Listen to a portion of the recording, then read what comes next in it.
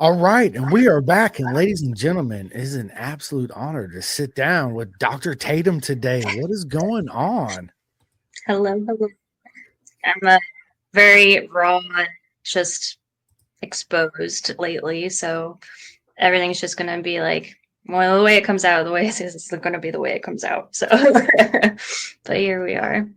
Here we are. It was an honor to meet. I had a little issue with Facebook, but I just connected back to Facebook, so we are go there now. So listen, it I reached out to you. Actually, I had a lot of people saying I needed to get you on the podcast. I was like, let's get her on the podcast. And I reached out to you, and then we did a video chat together, and we had a great talk and a great time during it, right? And Absolutely. here we are. I'm super excited about this one. I always am when my friends come on. So and we got a lot to talk about Dr. Tatum. So I let's know. let's let's take it from the very beginning. Where did it all start for you on them beautiful two wheels?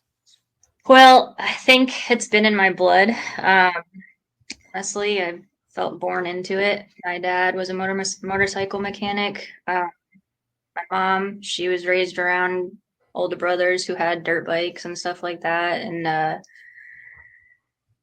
they pretty much, when I was a baby, they had motorcycles in the house. My dad would tinker on things. Like, my mom would help him at his shop and pretty much helped run it with him and make it a business. And I've just been around him forever. And it's been, like I said, something in my blood that I think I just meant to do. It's not something everybody has a natural ability to do, but I think that to some degree I always have had that innate ability to be on the two wheels. I didn't really get into the, bigger bikes or anything like that until I was like probably like 21 or something like that. I started, with just like a little dirt bike. I got a 125 TTR big wheel, and it was probably my favorite dirt bike ever. It was a blast, a great size to start on. One that I wish I had still. And then I got a YZ 125, so I had a 4-stroke and 2-stroke. And if you know the 2-stroke sound, there's just nothing that beats the 2-stroke sometimes. And the smell, right? And Oh yeah. absolutely, yeah, the smell. The TTR. I currently have a CRF 100. That's my little play bike that I ride with my Sunrise's little 110. So love it. That's great. I do miss the dirt a lot. I think it was where you could like learn the two-wheel mentality a little bit and how to like fall down, get back up, and keep riding because it didn't hurt as much. I mean, it hurt. There was a few times I went into a tree or two and felt it, but I didn't do any like crazy jumps or any like motocross or anything like that. But I've been around that quite a bit. It's amazing what kids can do and dirt bikes and flying through these like crazy jumps, and that was never anything I wanted to do. I wanted to have both the wheels on the ground, but a little jump here and there by accident. Whoops, okay, I did it. Landed it. By accident. I didn't see that there. We won't Yeah. count that. Never anything intentional, but yeah, that's kind of where my two-wheel life like started. And around that same time I was getting into dirt bikes, my mom was actually getting into street riding, and she got her motorcycle license later in life, even though she's been around motorcycles for a very long time. And then she would convince me to go ahead and get my license shortly thereafter. I think it was like 2011. She put me and my sister through the motorcycle course and paid for us to get the little M on our Go, mama. Let's go. I love it. Let's go, mama. She's always been like my number one like cheerleader, but also like the typical mom where she cries if she knows that something happened to me, even though I'm fine. But she's always been supportive of me being on two wheels, and she's like Miss Social Butterfly, and more than I am. She can talk to anybody about motorcycles. She's probably better suited than I am to talk about it, but she's a cross country travel nurse, and she brings her motorcycle everywhere she goes. Meets people everywhere she goes. This community, it's something that's very welcoming. So I do miss riding on the street sometimes, but I think the track has changed a lot of my life. Not to mention just my injury lately, but I mean, I went from dirt bikes to she had a little 48 Sportster that I would ride, and then she had an Indian Scout that I rode. So I very much was allowed and gifted to be in this world before I was even like ready to be in this world, motorcycle wise. And like those were great fun bikes. You know, I've come from the cruiser kind of style, and shortly after that, I went away to vet school, and I lived in the Caribbean for 4 years, and it was probably the best experience I could have ever had. Like, I cry about that island, Grenada, by the way. If you ever get a chance to go on vacation, you want to go to the Caribbean, go to Grenada. It's a small little island, 26 miles long. It's got crazy road rules or lack thereof, but it's like left side of the road, potholes, crazy twisty turnies. Like, you think mountain roads are crazy where you are, like this place had it beat. Like, you had almost vertical like streets going up that you had to climb. I'd be in first gear sometimes.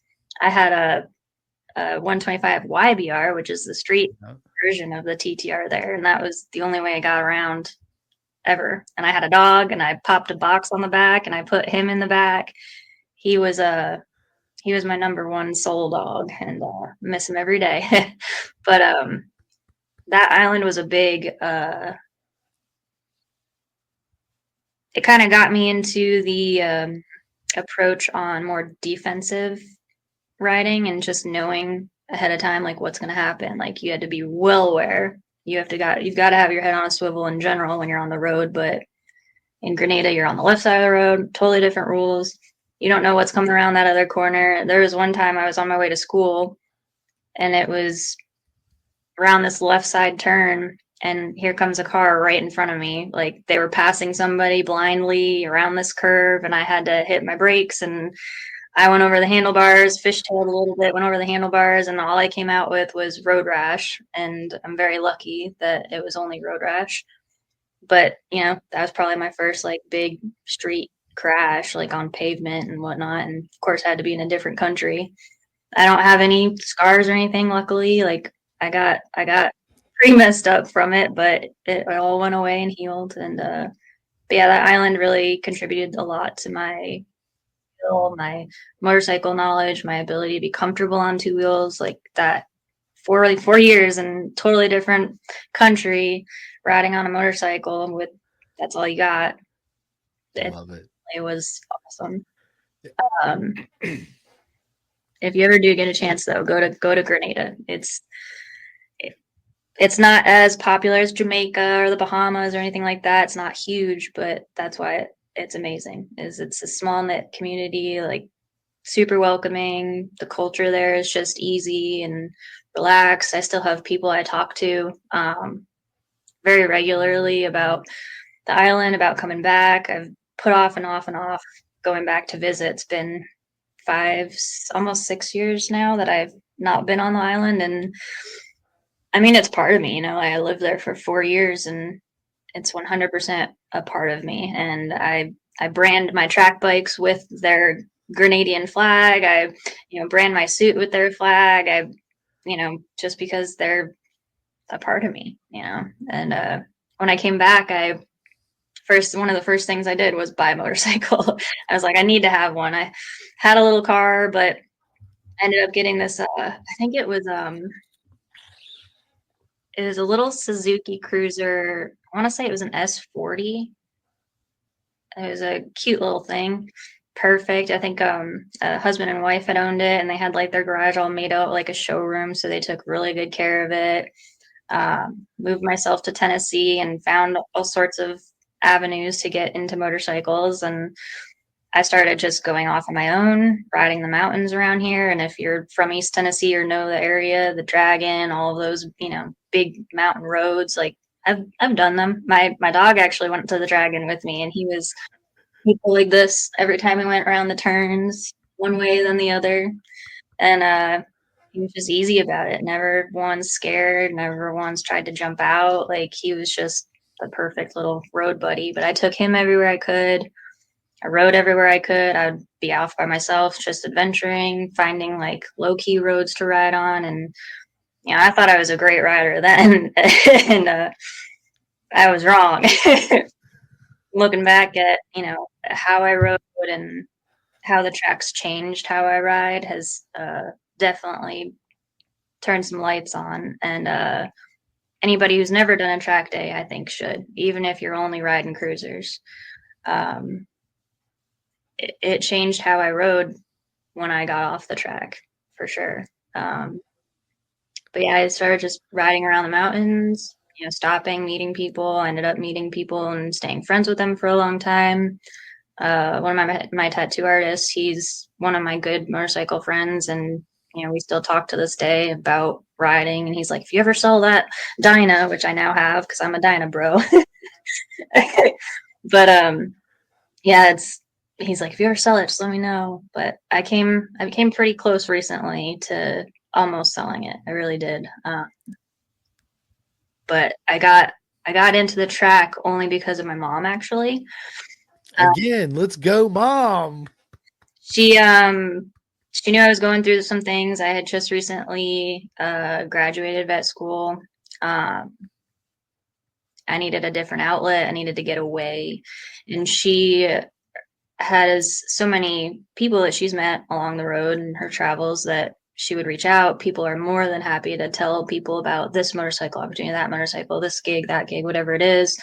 And she happened to know it was either a rider or the owner of Ruts to Race Lines, which, if you don't know, is ran by a woman named Marika, who was awesome at getting me into it. I had no idea what I was doing, but my mom was like, here, reach out to Marika and she'll get you hooked up. And so I was like, what is this track stuff? I've never been on a sport bike in my life. I've been on cruisers, dirt bikes, and I didn't even know what it would feel like to be in that, crotch rocket position, like bent over and everything and tucked. And I had no idea what I was getting into, but I was like ready to travel a 10-hour drive to go to the track.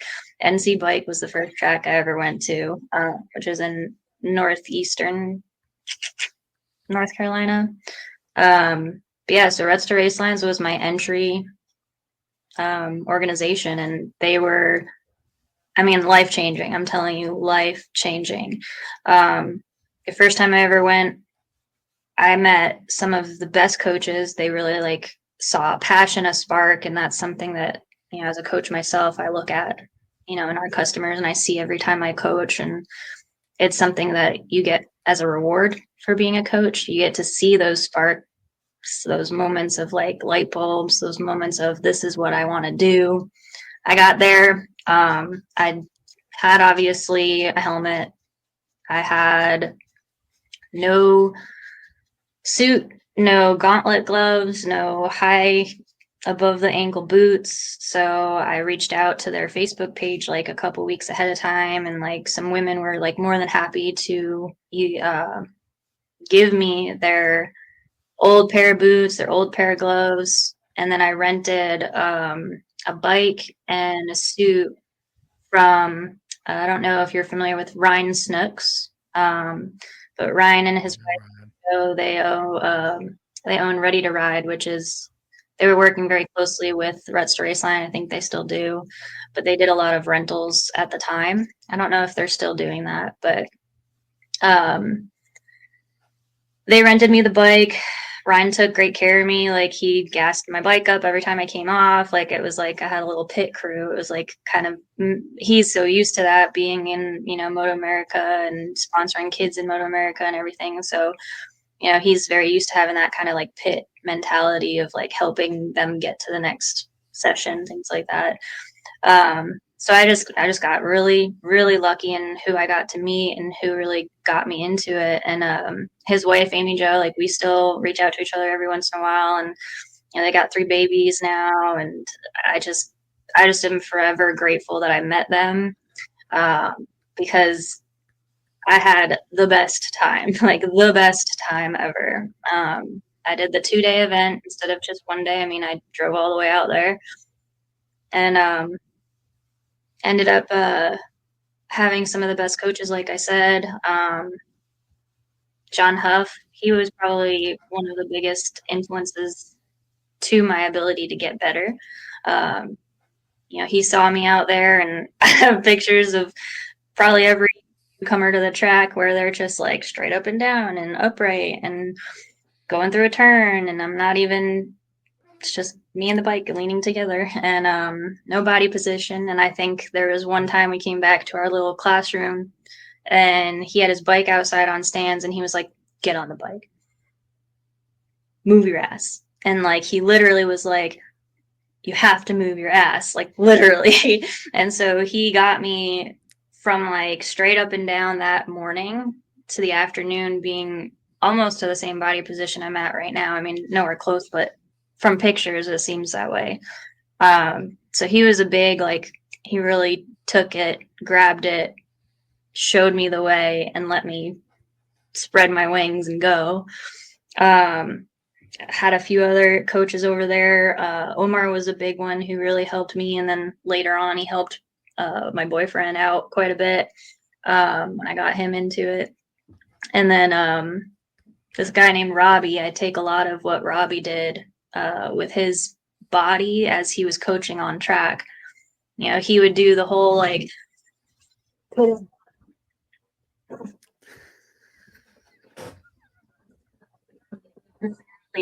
like animated about it and on track, so I would know exactly what he was doing, and I took that and I use it now. One of my good friends now, he's a customer of our organization, Precision Track Day, and Michael Fink.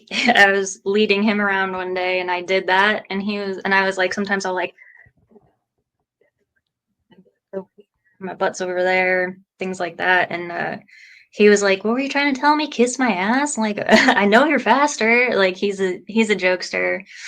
Him and his wife have been absolutely wonderful. Julie, like they've been super duper like friendly customers and always happy to be there, even when we get red flags all the time. Just nature of the beast sometimes. But back to rest race lines, like I went from not having a sport bike, never being on a sport bike, having coaches that really took the time and pulled me aside, helped me, didn't, hold my hand through it, but guided me through it.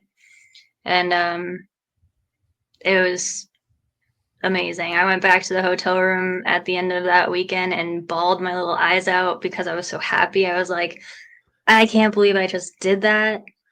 Like, it's so cool. Like, to know that you can just be like, one morning you're at this level of riding, and then the next day you're like way surpassing that, what you thought was capable of, what you thought you were capable of doing. And I really have a lot to thank in those coaches. Like they really took the time out and smacked a little advanced sticker on me day 2, and I was like, okay, here I go. Which with Ruts to Race Lines, they run a little bit differently. I don't know if they've changed it at all, but since when I rode with them, they do like a novice and an advanced class for just the women, and then they have like a couples or significant other class so that your boyfriend can come or husband can come or whatever.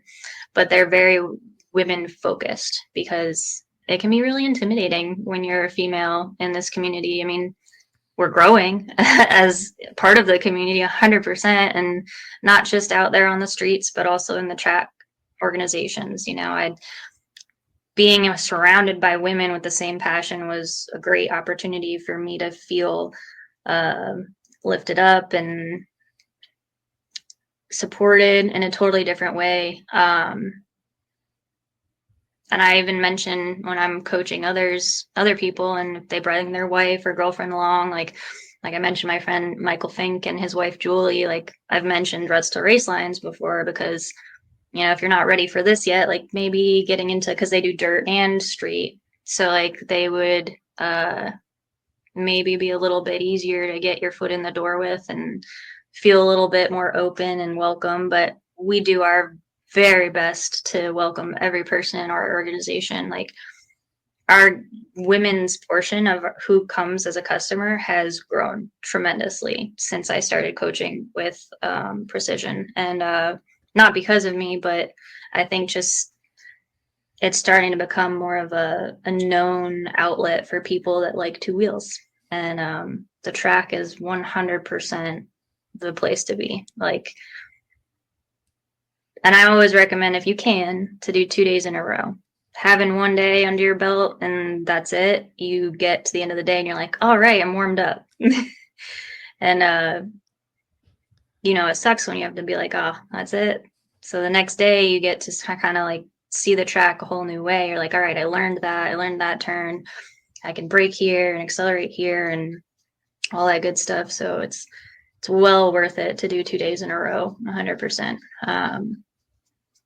But they were Rust Race Lands was my starting point. I ended up bringing Corey, my boyfriend, to one of their events a few times later. I actually met him on two wheels. We lived in the same it's not apartment complex, but like townhome complex area, and he would see me ride my bikes because 2 weeks later, after the Rust Raceline event, I went out and bought my Ninja. And I said, yep, it's coming to me in the next track day. And she was my old trusty until this past couple weeks ago. But she was a great little bike, my little Ninja 300. Everybody thought it was a 400, and I would pass people in turns and corners and outbrake them everywhere. And people are like, what the heck? And people don't understand, like, a small bike is a lot of fun. Like, don't mess with a small bike. They're like a toy. They're super fun. They're super nimble. You learn all your skill set on a small bike better than if you were to just throw yourself into a leader bike, unless you're just like a really large statured individual, and then the 300 doesn't make sense. But yeah, I met Corey because I would ride my bikes past his apartment, and he got the courage to finally get me to go out with him, and that just pretty much laid the groundwork for us to start doing track days together. And so he had a sport bike, an R1 at the time, and I was like, we got to go to the track. You're just gonna have to come. We're gonna go. So we took a road trip, went back to NC Bike with Rust Race Lines because I was still getting into all of the different organizations and knowing who went where and what different tracks there were. I rode with N2. I rode with Track Day Winner. I've ridden with Performance Riding Experience. I've ridden with Evolve. But when we first started, it was really me and Corey and Rust Race Lines, a little N2, and then we kind of started expanding from there. We really grew this passion together. We got the bit by the bug, so to speak, and we've never been able to let it go. I mean, that's what we've done together since we got together, and that's been the last 4 or 5 years now.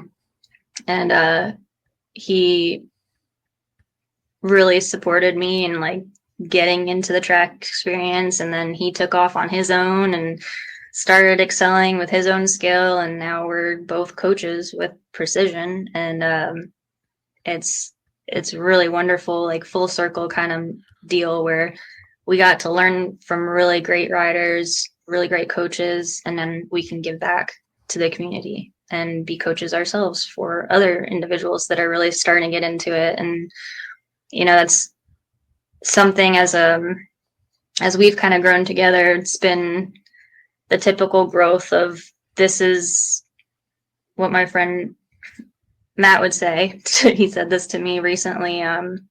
He was getting upset at his dad because he had another fall on his bike. His elbow blew up like to the size of a freaking grapefruit, and he'd had a wreck recently, so he was worried about like concussion and things like that. So him and his dad went to the doctor, and while they were there, his dad was like, well, I guess it's time to find a new hobby.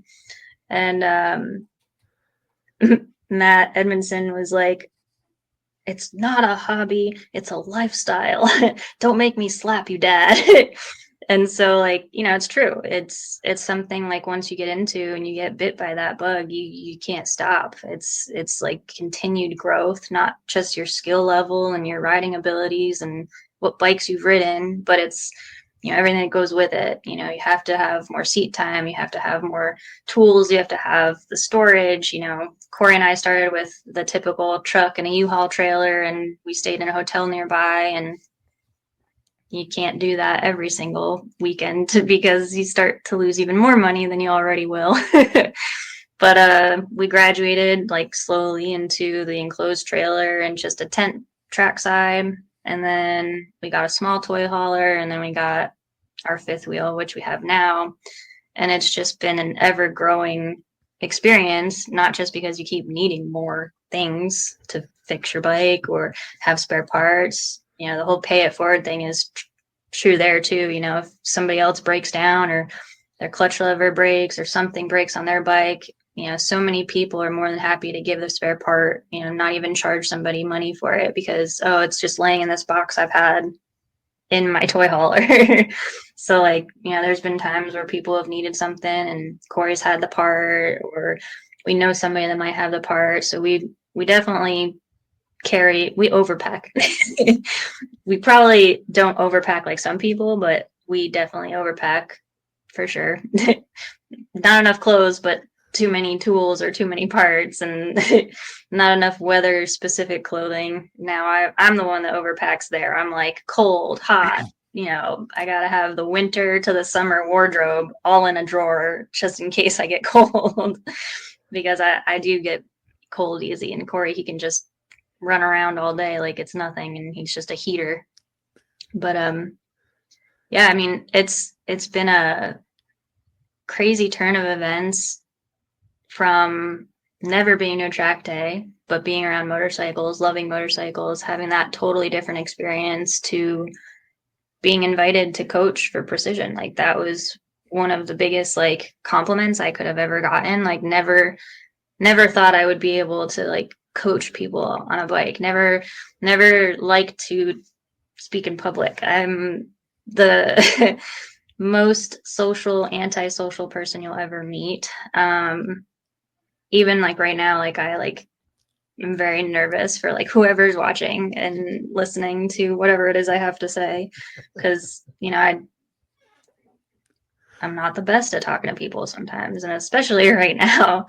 But yeah, like Precision kind of took over and invited Corey and I to both be coaches. So not only do we get to ride together all the time, we get to coach together too. And we usually aren't coaching in the same group, but we love it. Like he's a great teacher. I like to teach. As a veterinarian, I teach people every day. I have to teach clients. I have to, teach my staff how to do things the right way, what this means, what that means, different blood work results and different x-ray results and whatnot. But never did I think I would be a motorcycle track day coach on top of being a doctor. Like I kind of wish I could go back and just do motorcycles my whole life, but not be in the debt that I'm in right now. But I do also it's also a lifestyle to be a doctor. Like you have to be the right person to fill those shoes. But I'd have people like always asking me as clients, like, how was your track day this weekend? Because they knew I was going out of town or whatnot. And I've crashed a few times, probably enough for both Corey and I, but I've gotten extremely lucky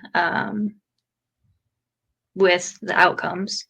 I've low sided my Ninja 300 probably like 4 or 5 times, and that thing, low side's the best you can ask for. Is the simplest crash, the least amount of damage, hopefully, to you and the motorcycle, and to anybody else around you potentially. But I've definitely low sided that thing. I thought I was invincible, and it was raining and kept going the same speed. Can't do that apparently. So low sided there. I had a Gixxer 750 that I was racing amongst some very fast individuals at Little Tally, and we were running it clockwise. So anybody that knows that track, they often run it counterclockwise. Majority of the reason I think is there's like a back chicane and like a tight right if you run it the other way. The rumble strips there are very rough. So we were doing a race and we were going clockwise, and I was probably 2 laps away from finishing in like 4th or 5th place with the top like Moto America racers, our fastest guys that we have on our team, and like little me. And I was just hauling and chasing that carrot, and like right on our almost 2 laps left, boom, went through the chicane, did way too many things all at once. I was braking, shifting my body, turning, everything, and I hit that rumble strip and I just got launched. And I high-sided the first time ever, which I got extremely lucky on that one as well, because all I came out with was a bruised toe, big bruise with the 1X logo imprinted in my thigh. I mean, my breath was like, I was like, breath taken from me. I was like, I knew I was in the line of fire. I was in right where everybody was coming, and I knew there were 20 more people coming. So I was like army crawling to get myself off the track. And as soon as I got to the grass, like I got myself up and like hobbled as far away as I could. And meanwhile, my bike's like in the pavement, and I'm like, I don't care. I'm getting out of here. One of our photographers for with High Side Photo, Raul, if you've ever met him, I'm sorry, he's not going to be doing this forever. I'm pretty sure he said he was retiring this year. He might have said that last year and kept going, but he is one of the best track photographers out there. And he was at that event that day, and he had just packed up from that location and like ran over to me and was like, "Are you okay?" And I was like, "Did you get it in a photo?" And he was like, "No, but that was a gnarly high side." I had people like coming up to me saying like that's the highest somebody's flown up in the air that they've seen from a high side. Like it was like, all I remember is my face hitting the ground first, and then that was it. But I remember that one. Low side a couple more times. The most recent low side on my Ninja, I had to get it totaled. The foot peg bent the frame, so I said, my trusty dusty little Ninja, it's gotta go. So I just had her totaled in, and don't know what I'll end up with next. Most recently, I had a Gixxer 600, which my good buddy Jeff now has. I'm proud to have one of our other coaches have that bike now, and it's even precision colors. It's black, red, and white, so it just lucked out that way. But I was at Atlanta Motorsports in August, and I think it was turn 13. It's a blind left downhill, like it's an uphill downhill. I was coaching, and somebody hadn't wiped out right in front of me, just slid out. And I don't remember this crash at all. I just have what people have told me has happened, some video footage of people riding by right afterwards seeing me just like a pancake on the ground there. I don't think it was quite like a high side. I think I just got launched, and then my bike just went tail directly over front, landed on me, and then ended up in front of me on the track. And I was just there with my neck all splayed, like shoulder, neck. I think I lost a glove from the video footage I saw. Like, I don't know how I'm not broken. Like, my bones aren't broken, but I came out with probably one of the worst injuries I could have asked for, which was a brachial plexus nerve injury. And so, like, your whole spinal cord, like, comes out into a grouping of nerves. It comes under your collarbone, and it feeds your entire arm. And it makes all of your muscles work, all of your joints work, your fingers work, even some of your, like, back and shoulder muscles, it innervates. So I've actually lost a ton of muscle mass in my whole arm and a bit of my like back muscles here. It's 3.5 months now that it's been, just about 3.5 months. I was in a helicopter to get to the hospital. I don't remember any of that.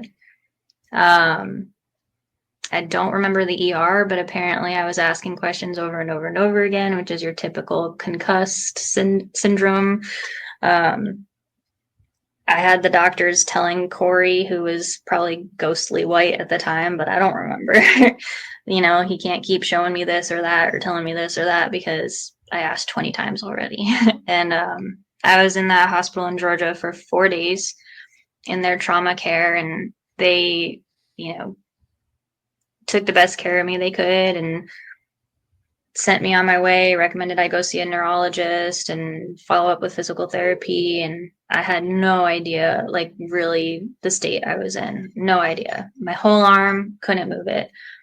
I think I could, like, only move, like, my pinky and ring finger, maybe. But it was, like, I don't think I realized how serious it was, like, in the very beginning. It wasn't until like I came out of this like drug fog and laying in my bed for a month and a half to realize. What's up, guys? this is my son right here. He always busts in there. What's up, Rossi? What's up? What are you doing? I'm gonna play my Xbox. You gonna play Xbox? You just come in to say hi? Yeah. All right. I missed you today. Missed you. All right, my man. What game are you playing? Huh? What game you gonna play? I don't know. He's got headphones on. How does he not hear you? He hears me. He's just, he always makes an interest usually during the podcast. So and he's got to make it more special, and he's got to come in like a crazy outfit or something every time, like surprise. Don't give him any. You'll never know. Trust me. Do not give him any ideas because one day he's Spider-Man, next day he's the Hulk. It's a good idea. I think that would be funny if he actually did like a little guest appearance every time and it was like something crazy. Do something crazy. Do something crazy. That's an old college song. Yep, do something crazy. I like it. I like it. But yeah, so I think I was a month and a half in. I had been in bed that entire time. I owe my mom and Corey so much for taking care of me. Like, I know I was not doing anything for myself, but I don't know what was happening either. My mom flew down from South Dakota. Corey, jumped right into, helping me as much as he could and working, back and forth. And I still heavily rely on him for like doing range of motion with my arm and helping me throughout the day. I can't even open things by myself. Doors, refrigerator doors, regular doors, especially if I'm carrying anything in my hand, my one hand. Because this hand is like barely wants to open. It's like kind of stuck in this position when I have it open. And then I can make like a fist, but it's not really a fist. So like very lightweight things will be in my hand, but I'll still like struggle. Like my shoulder is very weak. My whole arm has less than half its muscle mass as it did originally. It's like going through a mourning somebody or something. Like I was a mess. I still am a mess, honestly. Like I'm definitely more stable in my mind, but I was getting to points where like my head was like the worst thing for me. I didn't want to keep going on with all of this. I didn't want to keep going to physical therapy, even though that's like the best thing that for me right now. Like I go 3 times a week religiously. I think I've missed 1, maybe 2 appointments since the accident, and it's a lot of work. It's painful sometimes, but in a good way. Like she can do things. My physical therapist, Amanda, is absolutely wonderful. Like she goes through like and works through my whole arm, like from my neck to my mid back, all the way down my arm, gets everything moving, gets everything loosened up for me. Like I'm very guarded at home. I've got cats that don't respect your personal space, and so we've had to like lock them out of the bedroom so they don't just jump all over me, which is kind of sad because my cat Turtle, is like the best cuddler. Like he just like plops on you. And like he's just like when you need to cuddle something, he will cuddle with anybody, anything, like he will cuddle you. But he's also like 16 pounds of dead weight. And so like when he comes plops his big body on you, it's like that hurts way too much. So I'm finally to a place like during the day, like they don't bother me so much. They can come in and out whenever they want. I think they've also kind of been like trained to not be in the room so much at night at this point because it's not having them in the room is kind of sad. You know, we've talked about it. You know, animals, we're not good enough for animals. Like they heal us. You know, they fix our boo boos even though they don't really. They want to. I truly do think they want to. Like they can sense when something's not right. And I came home wearing a big old sling, arm out like this, and at the time I couldn't feel anything. So they would just lay on my sling and lay on me, and it was fine until I started to feel things again, which happened surprisingly quick for this type of injury. You know, my neurologist basically told me it's going to be a 18 to 24 month recovery. And, you know, for a doctor, not just a motorcycle rider, like that's a huge blow to everything. You know, my income, I don't have any. I have zero income right now. So another thing I'm relying on Corey right now for is just to help keep us afloat and keep me afloat. But like, yeah, it's definitely like a mourning. Like, I've gone through every single emotion in like an hour. Like I've been up and down. I felt bipolar. I've felt like raging lunatic. Like there were times where, and I'm pretty sure it was medication induced, but I would just rage. And when I tell you I would rage, it didn't matter what was in my path. Like it did. I didn't kick or abuse my animals or Corey, but like any inanimate object around me, I broke 2 doors in this house. I kicked down a metal door, my metal front door, because I was just so angry. And like, I'm not an angry person. Like, I'm not like that emotionally. I'm a crier. I cry over everything. But I don't like rage and I don't freak out like that. And I think it was a mixture of medications and I don't know what I'm doing with myself, you know, kind of deal. And I don't think many people know about like severe nerve injuries other than like being permanently paralyzed. Like there's a girl, Cora, she races in Wira and Azra, and she's paralyzed from her mid torso down, I believe. And oh yeah, I can't do the heart thing, so I'll do this. But she's out there. Like 3 years ago, she ran into a pole at 180 and broke her spine and her spinal cord, and they surgically repaired it as soon as they could. But once you sever a nerve and that big of a nerve, it's unlikely to get a lot of it back. But she says even to this day, she's having changes in her legs and everything like that. So, you know, there's still hope for her to get even more mobility and sensation. And bodies are crazy, man. Like, it's absurd what we can endure, what we can go through and come out on top, even if you feel like you're never going to be on top again. Like I definitely feel at my lowest point, you know, in life. You know, no money, no motorcycle, no vet job, no, you know, it's very sad. And it's everybody said like talk to people every day, you know, it'll help you. And in the beginning I was like against it. I didn't want to talk to anybody. I just wanted to like be shut in and in the dark and almost like feel the depression in a way, but that's not what I want to be either. You know, I don't want to be sad and depressed all the time. That's not me. I'm happy. I'm a laugher. I'm a hugger, you know, all of that. But, you know, with this injury, it's thrown me for a loop.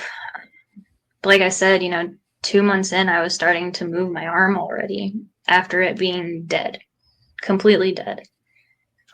I couldn't feel from my shoulder to my fingertips, couldn't feel anything. Then I started having, significant, crazy joint pain like throughout my arm. And that was also a secondary medication cause.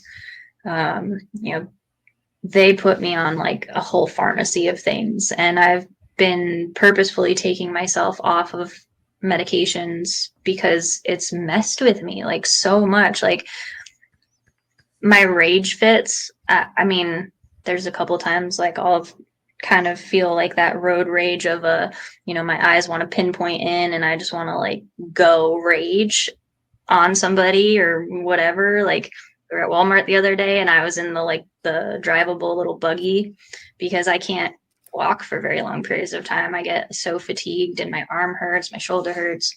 So I use the little buggy and to get around, and I have my arm in a sling when I'm out in public because nobody knows I'm injured unless there's something visible.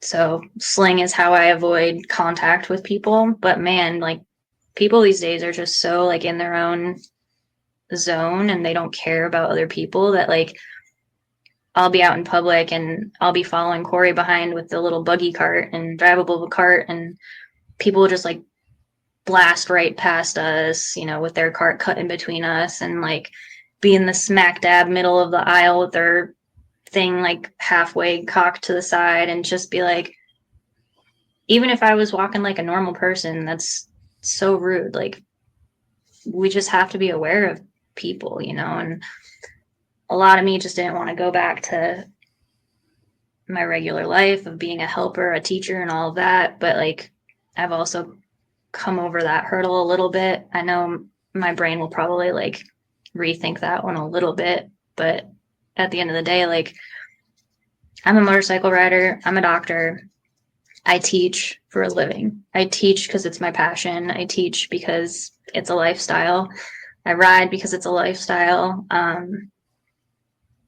And I've struggled a lot with this injury. A lot of people I've known at the track have broken their back, broken their pelvis, come back 6 months later and they're riding like crazier than ever, and, I have a lot of respect for those individuals because they've really pushed past a very painful time of their life only to come right back to the two wheels that put them there. And nerve injuries especially are so tough. Like I would have preferred to break my collarbone or break my humerus or break a bone or a few bones because they heal faster than nerves. I'll be, bionic and back on a bike, but now I have to like pretty much wait it out. And it's probably one of the hardest things I've ever been through. I knew I was going to cry. It's all good. It is all good, Dr. Tatum. It's me and you both got a lot to cry about here lately. Trust me. I've been doing a lot of it here myself. I feel you. You're a beautiful soul, and your journey's been absolutely amazing. And you will get back beyond 100% where you were before originally. You'll be back out there coaching and fixing animals and all that good stuff. So, yeah, it's okay to let it out and be emotional. Again, we both, been there. So it's and I've had like an overwhelming and truly overwhelming, but in a good way, like support behind me. Like I've struggled to accept all of the support because of how much negative stuff I've been through in the past couple months. That's felt like 2 years. But I've had so many people reach out to me. I mean, just like Khalil and Yatri, like they were great and recommending, you to speak with me, and they've been a huge support, just checking in on me all the time. They made my dog into a t-shirt because her little scruffy self is named Ethel, and she's got a little growing fan club at the track. So they made me like shirts to just sell to people because they wanted to give back. And like I said before, like this community is such a pay it forward, giving back to the community type of mentality. Like there's so many people I don't think I would have been here necessarily if I didn't have so many people like standing behind me and like pushing me. And I have a lot of customers that I've helped with their improvements, and Victor and Caden, like they were some of my most recent and closest customers that I've maintained friendships with. And Victor specifically has shared a lot of his ways of coping with certain like traumatic brain injury type things. And Joey Hathaway, who's one of our coaches, he also has had some major injuries from riding, and he himself told me that he hated motorcycles, hated them for years before he got back on the track. And now he's freaking flying, and he's like so crazy fast. But he and I were talking for a while too, like in the beginning when I was like starting to come back to the world. And we kind of like help pick each other up by like sending little inspirational sayings or quotes, and some things, you know, I've kind of made up, some things he's made up, some things he's been told, some things I've been told. And, you know, it's hard to stay so positive all the time when you have like the weight of the world on you. And that's really what I feel, is just like all the weight, you know. You know, the Herbs, Vanessa, Nate, Riker, like they've been like crazy awesome friends that were customers first. And I've seen Riker go from our Delta brand new novice class to Alpha group, which, you know, he's getting into racing and everything like that. And all this past year, like I've been with him through that whole journey, and I've watched him like surpass me and then some.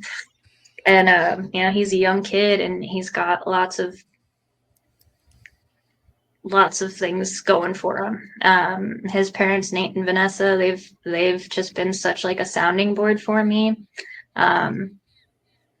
Just so many people I could list. I could go on about the amount of people that have reached out to me.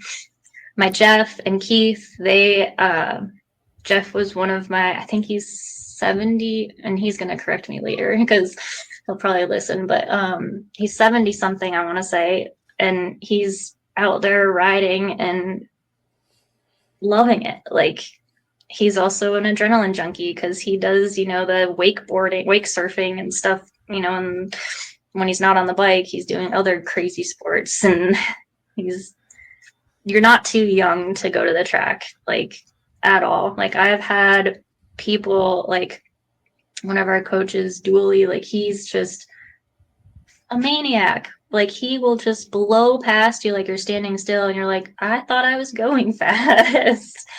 But, you know, there's everybody that's on our team with Precision, you know, Fahad and Kevin, our owners, like they were amazing and just immediately started a GoFundMe for my injury. And that was a huge buffer, you know, for me to get through the initial little bit without having to like worry about like my main bills. You know, any money is always a problem. I wish things didn't cost what they cost, but they do. Just living. I don't know how people survive out there on like just disability alone. Like, if I were to get disability, it wouldn't even pay for my mortgage. Like, it's crazy. And there's still a high probability I'll get denied. Like, it takes them 5 months to even go through that process of if you're allowed your disability or not. And like, I haven't been able to work. I can't do anything with an animal like right now. I think I progressed really fast initially, and had like my hopes like up here, and then I had like a couple setbacks that brought me back a bit, and like I was like, maybe I'll get through this like really fast and but it's like my arm is still shrinking, it's still atrophying, the pain is like up and down. But I've pretty much like weaned myself off of all of the medications except for, you know, muscle relaxers, which are hugely important right now. Like, yes, I have a nerve injury, but I can feel a lot of my arm now. And now it's like the muscle is so small. Any little movement that you make, like just like doing this with your hand, your whole forearm is on fire later. And, nerve injuries are no joke at all. They're really, really difficult. They're so time consuming. And I've always been like a go, go, go, go, go person. And I plan ahead and I, take the bull by the horn, so to speak, and I just push forward, and I've always been going. I don't know if I said it to you in the beginning, but like I always put other people first, even before me. Like I've always been that way. And I think it got to a point where life kind of forced me to stop because I gave so much of myself that I didn't have anything left for myself. And so it kind of put me into this forced reset position. And that's kind of how I need to look at it, I think, so that I can kind of reprioritize. Not that I want to stop giving to people and, making others feel important and making sure like I fix their animals and whatever else, but just prioritizing myself first, because if I'm not my best me, I can't be my best for you as a customer or as a client or an animal owner or just a random person, cashier, whatever, that we have an interaction for a brief moment in time, but I'd rather it be positive than negative.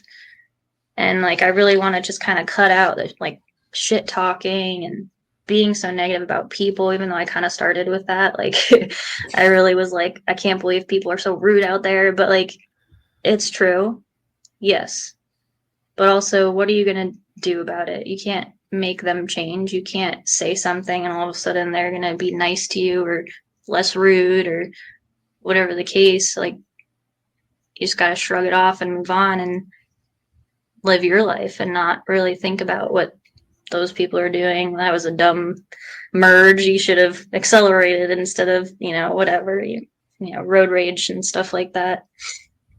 But I really do want to try to stay like positive. It's very difficult to do right now. Yeah. Listen, you're can you hear me? Yeah. All right. Yeah. Your journey's been absolutely amazing. Everybody's is unique in its own way. I think that's it. Oh, look at Ethel. What's going on, buddy? I love it. It's a fucking fan. I love it. He's a cutie. Thank you for that. Repping his precision track day shirt and everything. Unintentional. I love it. That's just his everyday clothing now.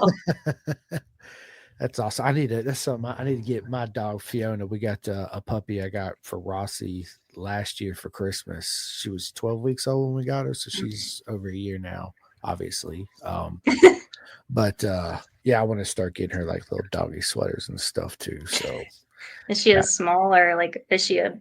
She's small. They told me the papers from Angels of Cece that she was a pit something mix, right? And I'm looking at her, I'm like, there's absolutely no way. She's a lab something, a corgi maybe in a lab, because she's probably maybe 30 pounds. She's short, kind of long, but she's absolutely amazing. She I have a soft spot for short and long dogs because that's what Meatball was. He was a 50-pound short and long bratwurst. Yeah. I'll see if she'll come in here after this. I open up the door, see if she'll make an interest. Sometimes she's in here. She's sitting here when Charlie was around. Charlie used to sit in here with me all the time. Well, she is now. But still with you, still sitting in there with you. Still just still in a here. different one. Yeah. So but you your support system is amazing. And one thing that I say to people, especially about a motorcycle community, it's unlike anything else in the world. It's so unique, and the people that you meet that you otherwise wouldn't have met unless you are involved in two wheels. It's you sit back at days and times, whatever mood you are in or whatever you're going through, and you just puts a smile on your face and you're like, shit, look at all these amazing people and friends I have, right? It's that laugh right there, right? It's that brief moment in time when you think about that, otherwise you wouldn't have, and being in love and having such a passion for two wheels. I truly believe that there's two people in this world, and I think I told you this, where, you know, motorcycles choose us, and there's ones that choose motorcycles. Well, the ones that, when the motorcycles choose us, like us, and everybody listening and everything, it's a lifestyle. So we think about it, we breathe it, we live it, we eat it, we watch it, everything else in between, right? And breakfast, lunch, and dinner, or something on the phone. You're scrolling through a Moto Bro. GP video or something. Facts, right? And you're like, how many credit cards we maxed out? Well, I think I can get another $2,500 out of this other one, but we can get tires and blah blah blah. Yeah, trust me, I've been there. It is a beautiful sickness, if you want to call it that. Some people call it a sickness. I don't. I call it what a beautiful life and what a beautiful journey, you know, that we are so fortunate to have such a passion. And you do too. Is obviously I do as animals, but you're a doctor, so you fix them and you work on them and all that stuff, which is very unique in its own way. My other friend, Lucy Blondell, she was BTR the past 2 years. She that's what she does too. She lives in Canada. So I think I applaud you for that, because it's definitely a unique job. It's something that I don't know if I'd be able to do, not because of the blood and stuff. I don't know. I like to talk to people. I don't want to fix you. You get to talk to people. I'm sure you do, right? Yeah, I'm sure you do. And I have plenty of clients that, you know, would follow me anywhere I go. And I also have met plenty of previous clients that I won't see, or they don't want to see me. I'm just not their cup of tea, and that's fine. You know, that's also the beauty of being a doctor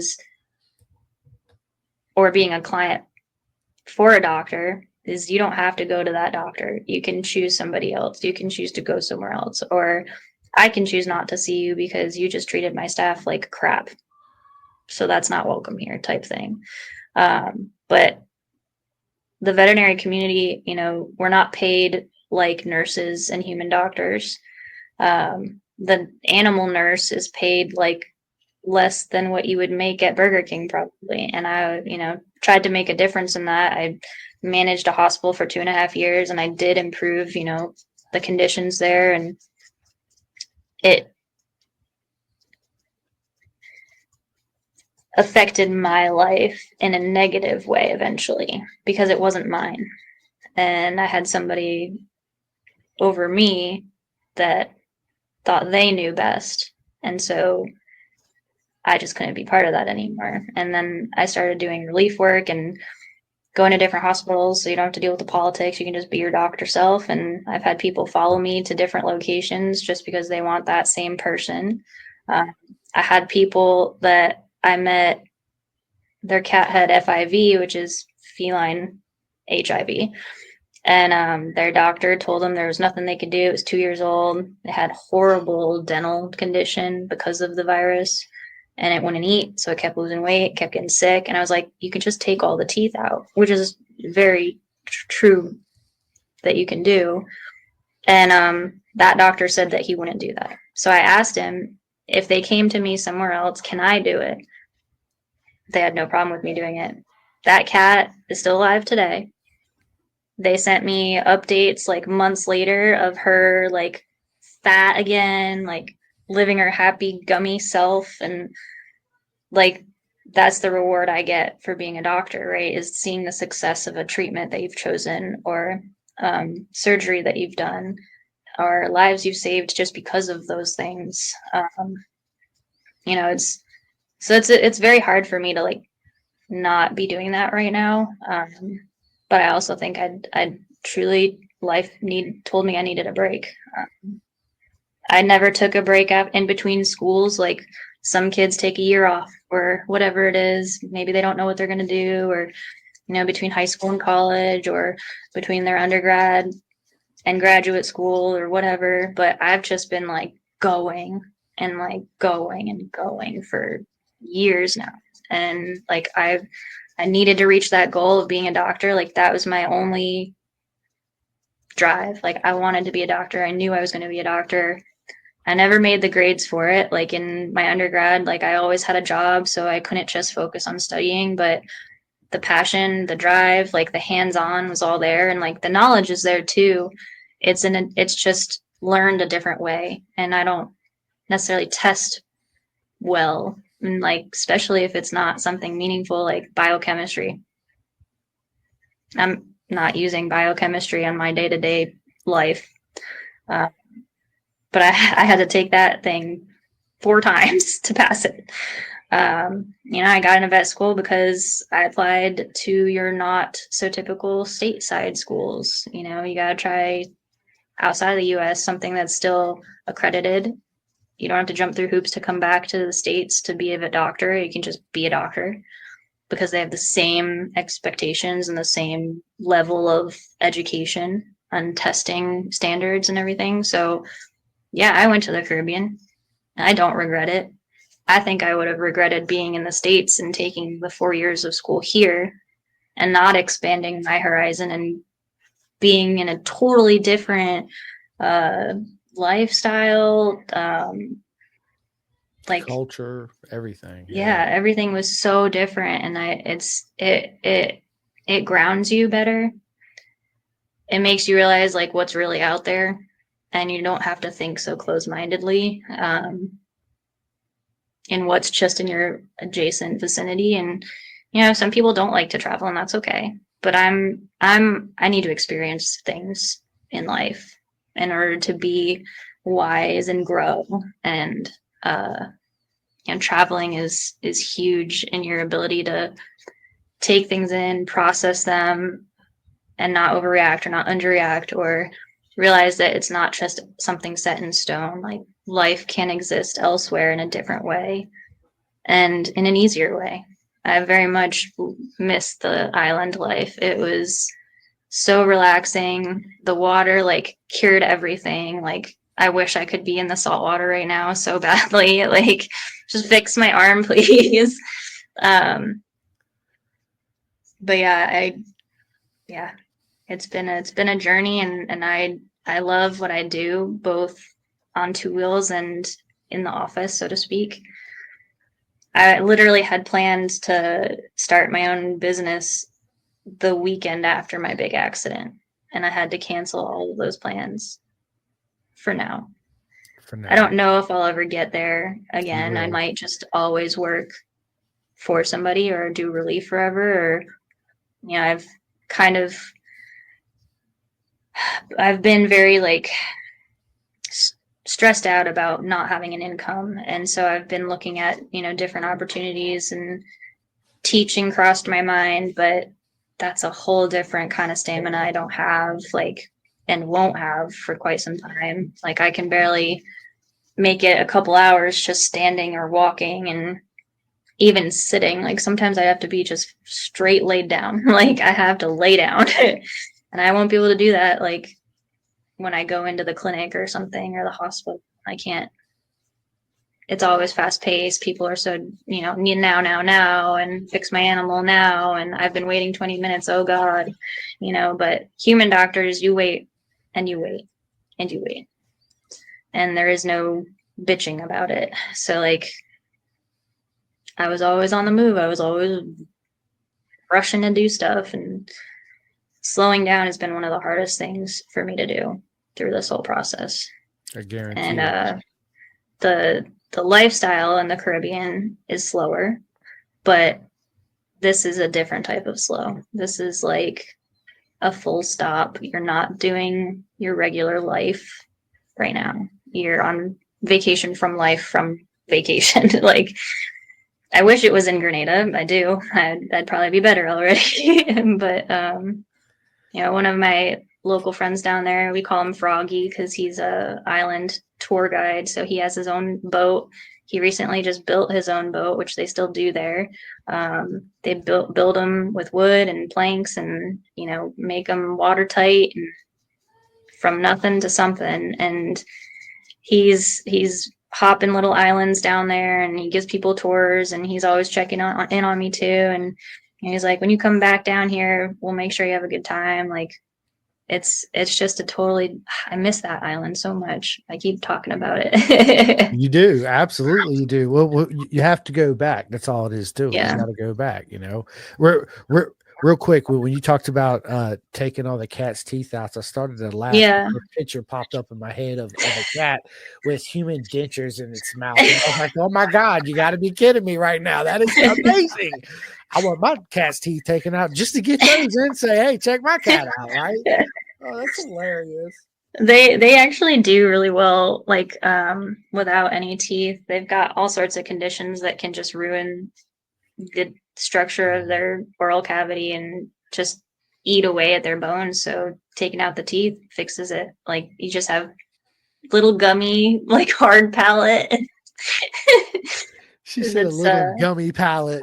Yeah, little gummy cats out there. God, I love it. I love it. My dog is almost gummy. She's got maybe 6 teeth left in her mouth, but she's also old. Yeah, so mine was too. It got to the point where I was making her homemade baked chicken and rice and stuff anyway, but it got to the point where like she would only eat hot dogs, and I'd have to cut them up in little pieces or whatever, and she would that's all she would eat. She was a hot dog lover, right?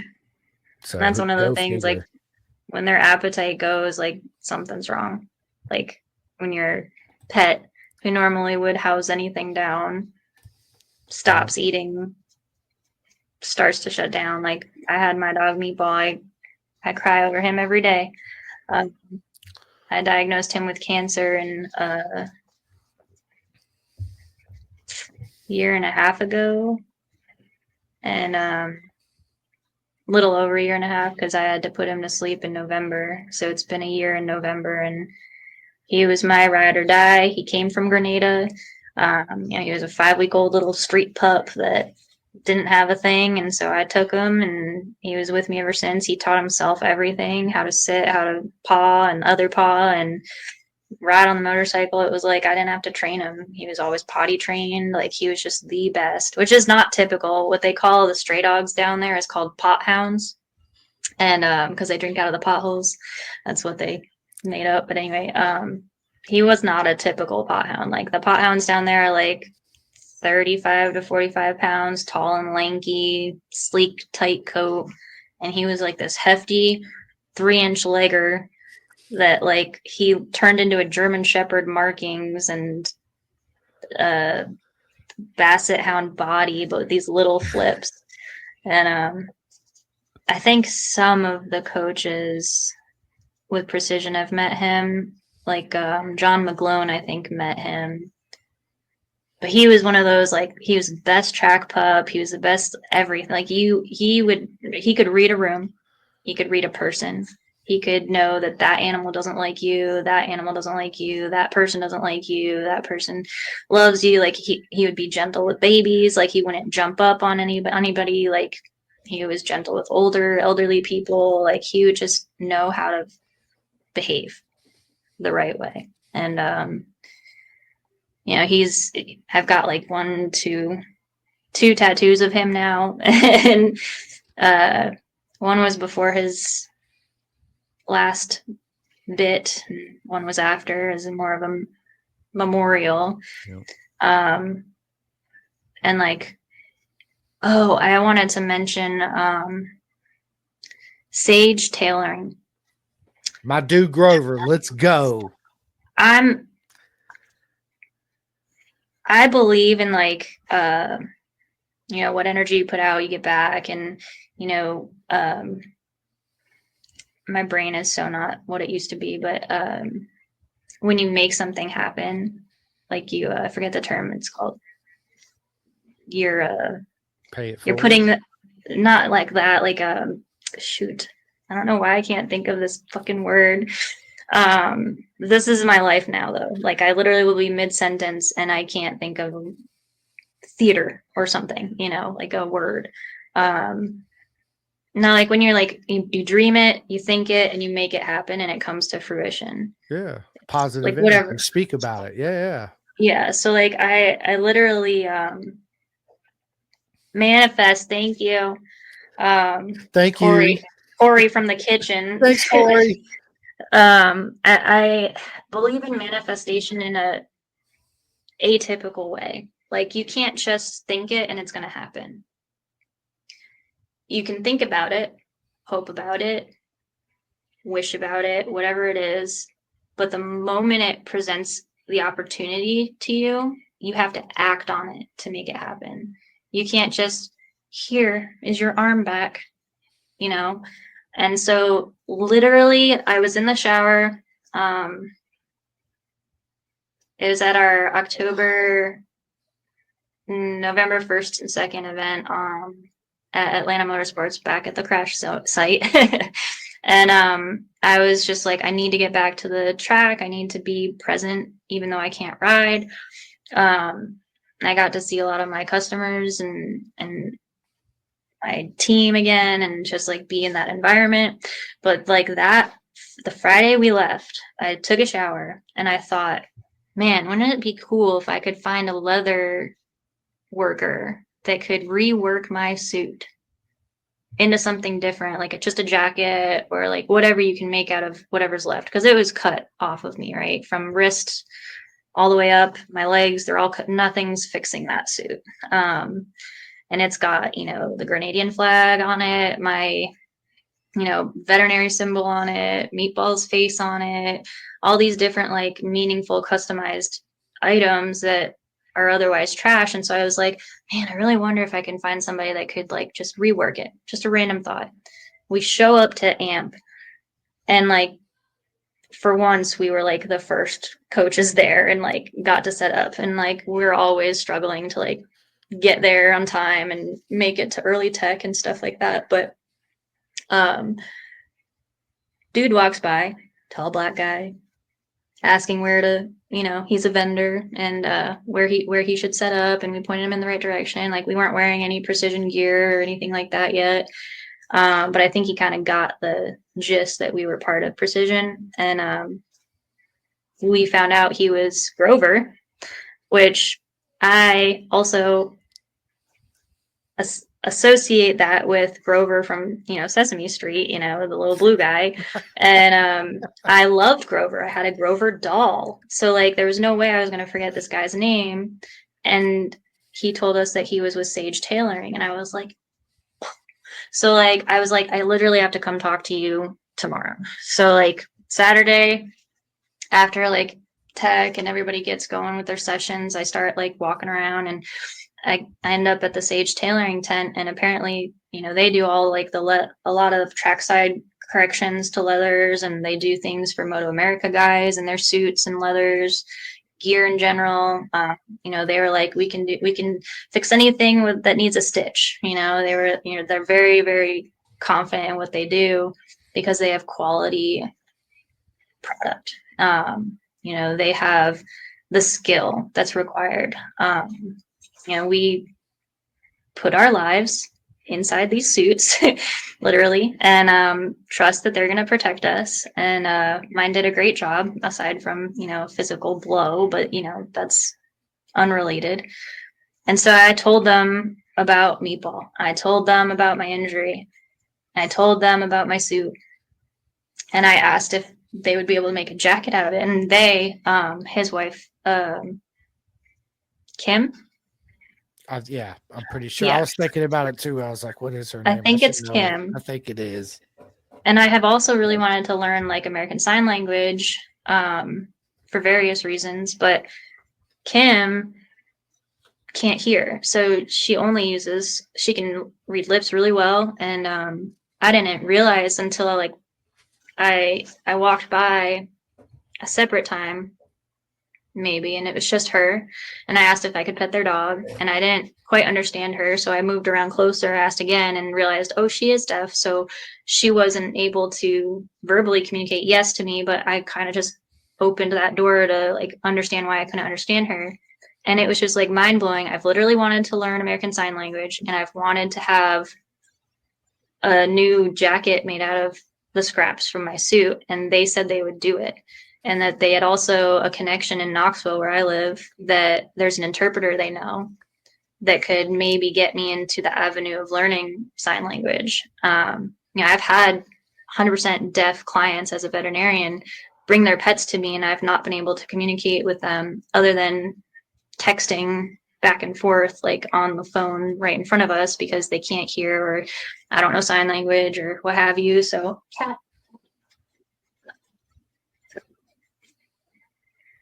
cats are always trying to get into things. That's the problem with cats.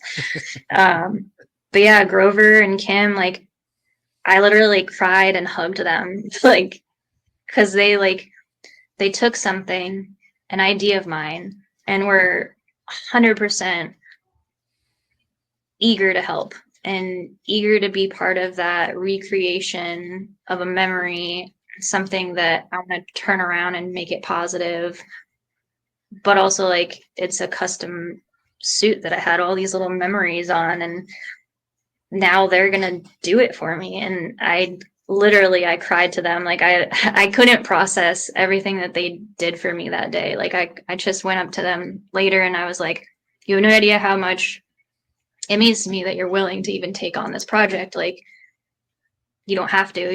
You work on Moto America people, you work on suits that are protective, not just this, different avenue of creating something totally different out of a suit. But I thought that was amazing, like, because now I've manifested that. Like, I thought it presented itself, and then I've followed through and I've talked to them on numerous occasions, and we've been like planning it out. And I also have my dog's surgical knee implant from when he was cremated, and I asked if they could incorporate that onto the suit somewhere, and they were like, absolutely.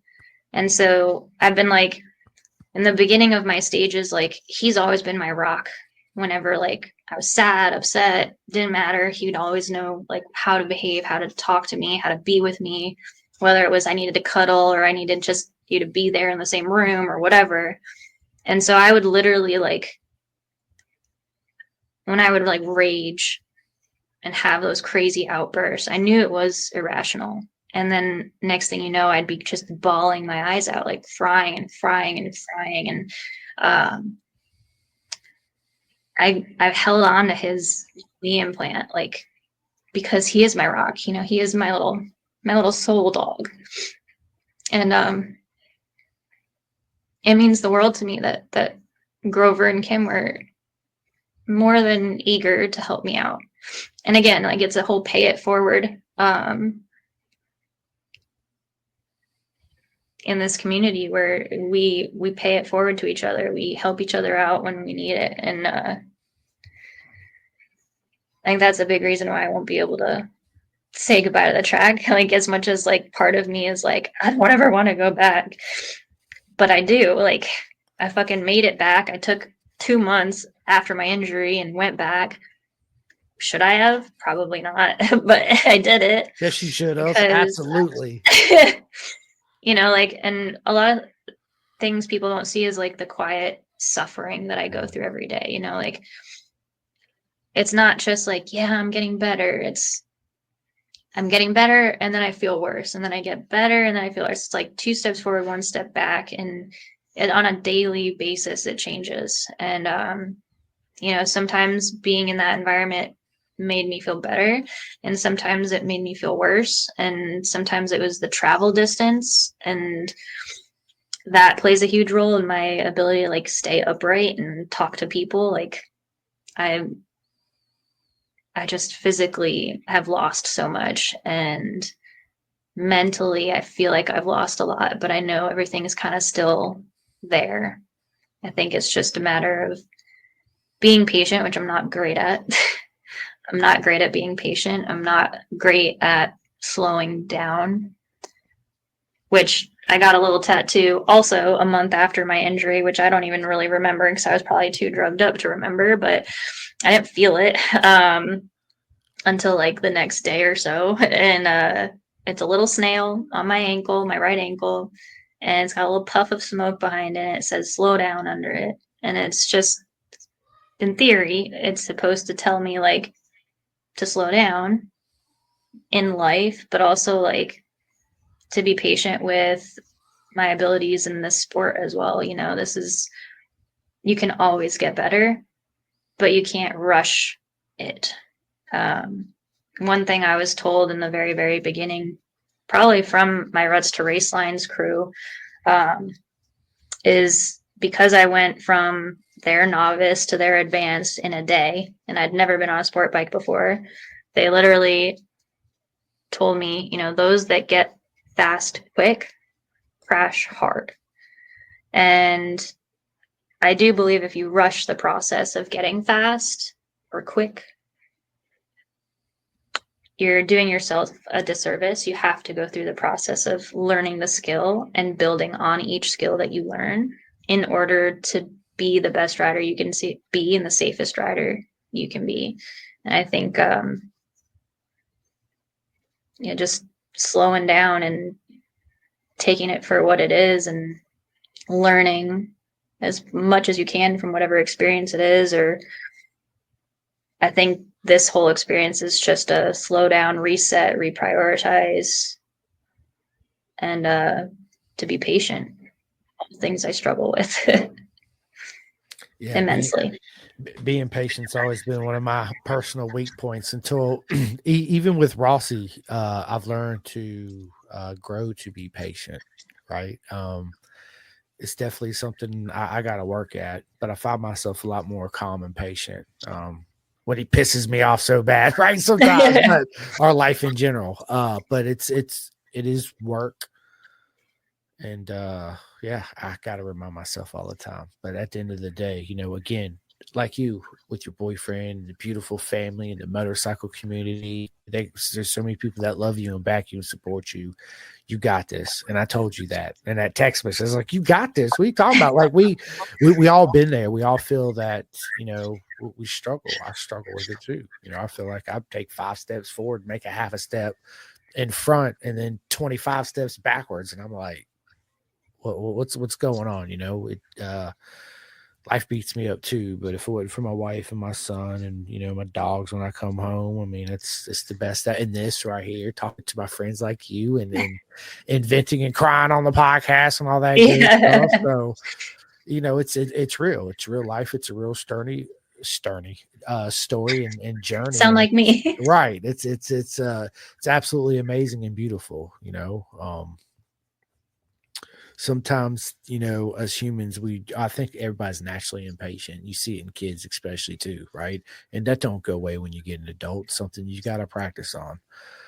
And then life pressures you to go faster and faster and faster. It's crazy. Yes. And then the responsibility of the income and the mortgage and what am I cooking for dinner? And I got to order these tires and get these parts in and replace the clutch on my bike and blah, blah, blah, blah, blah. It's like all these things, go on. How do you juggle it all? Right. Again, it's that support system you have. And sometimes you got to remind yourself to say, sometimes it's okay for me not to be okay, but I know I'm going to be okay if that makes sense. Yeah, I'm very much there. Yeah. I'm very much not okay right now. Right. So it's you are, but you feel like you're not because again you're impatient. You want to do all this right now, right? But you're gonna get there. Everything happens for a reason, and you'll be back. You'll be stronger than ever. It's gonna be a struggle. Not gonna lie, right? It is, but you got it. You got this. 110%. Dr. Tatum, you got just it. Can't tell me what's going to happen tomorrow. Like he would be like, the minute I say something about a nerve, that nerve's going to make a liar out of me. And it's very true. The nervous system is so intricate. You can't predict it. You can try. And nobody would have predicted, 2 months in, I'd be moving my completely paralyzed arm. I'm very lucky and feeling like it will return fully. I still have some very difficult times ahead. I know, the re-strengthening process, we kind of got gung-ho. I came back from AMP and I was like, look what I can do. And I literally raised my arm up and I can't do that right now. So a month ago I was doing way better. But I got overzealous and my physical therapist also got overzealous and was like, all right, let's do all these new stretches and exercises for you, and then it backfired on me and I've been fighting to get back to that spot again, and it's just a learning experience every single day. Every day is different. Not one sensation is the same from day to day. ever evolving, I guess, but in the right direction, just very slowly. Like this Slow snail, down. like Yeah. the snail on your ankle. It's funny you mentioned tattoos. I got one of my dog that I put down cruised. I think it was like 2 years ago, year and a half ago. So I immediately got a Snoopy on a skateboard with a heart. So now with Charlie, I'm gonna go out and go obviously get one of her too. But yeah, it's to me, man, tattoos are therapy. Like I'll sit down, throw my earbuds in. It's like I just don't flinch, don't move, just my eyes closed, and the pain feels so good. I'll say that Yeah. for sure. It really, it's I mean, hard to you see explain. me too. I'm I love it. not new to the tattoos, and love it. unfortunately, it's put on hold for a while. I've had lots of plans for all of that, but don't have the money for it right now, nor do I have the ability to sit through anything.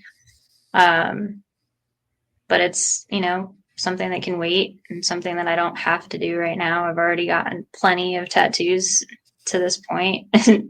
One of my good friends, like I said, Mo, he's one of my artists, and he's also one of the motorcycle community. I've yet to get him to the track, though. He's just a Harley guy through and through. That's all right. We got King of the Bagger racing. Yeah. Come on over. What are you talking about? Yeah. He actually, I think there's Dream Rides in East Tennessee. They're a motorcycle shop. I think they've been trying to get in with the bagger side of things into racing and things like that. They'll put on a little drag strip here and there. Like we just have a straightaway drag strip close by, and they'll put on a little drag strip day. And I took all of our sport bikes. Corey and I took all our sport bikes and the Harley and dragged them all down the drag strip, and it was a blast. And again, met a lot of people that day, and we were probably the one of the old. Well, we had two sport bikes, three sport bikes on the track, and then there was one other guy that showed up with a sport bike. The rest were all Harleys and people that go to Dream Rides events, and but they've been a great shop to go to and work with as well when it comes down to the Harley life. The Dynabro life. The HD life, baby. Let's go. Right. I don't know if I buy a Harley or Indian, man. That's a question I've been asked. I think I don't know, man. Maybe Indian. I don't know. They're both great. I mean, 1 year apart? Indian came first and then came Harley, but my mom will also sell anybody an Indian. Like she will talk anybody into an Indian. I swear. Again, go mama. I love your mama already. Me and her got to talk for sure. She's one of those special characters that you don't get to meet many of in life, and it's she'll talk your ear off about Indians, and she goes to all the vintage museums and loves everything about vintage bikes, and she has her own interests and I have my own interests, and she cries every time I crash or knows that I've crashed, or she wants me to check in with her after every track event, and I'm like, I can't do that, Mom.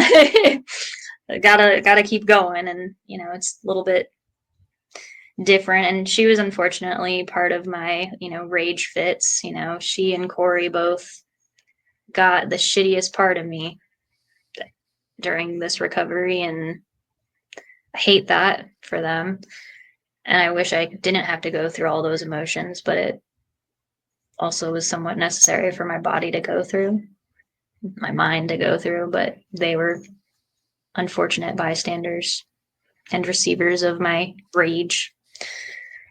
But ever since I kind of took myself off the meds, I haven't really had those fits anymore. I cry a lot still, but that's always a me.